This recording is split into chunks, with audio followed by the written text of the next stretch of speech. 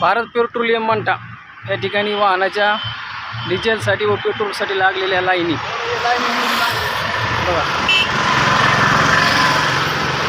जवळजवळ वाहनाची 1 ते 3 किलोमीटर लाईनी द्या.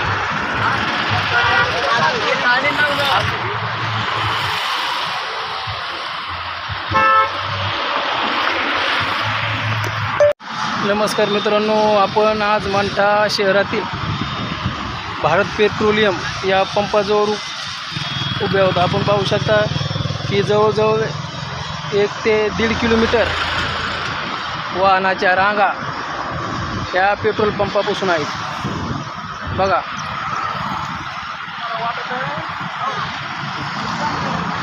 भयानक परिस्थिती या ठिकाणी आपल्या या देशाची तसेच महाराष्ट्राची झालेली आहे.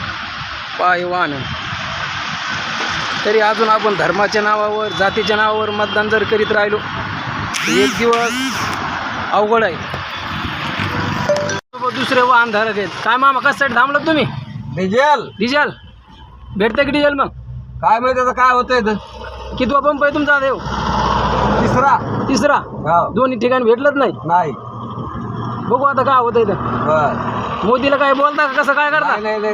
नका का उपाययोजना करा ना म्हणा. काही काहीतरी होईल आता. काय करता? अहो होईल बेजार बरेच काय हा काय करता त्याला. जाती धर्माच्या नावावर मतदान करायचं मग असे बेजार होत असले आपल्या तर. काय नाही हा पण काहीतरी उल्लेख होईल. बर बर.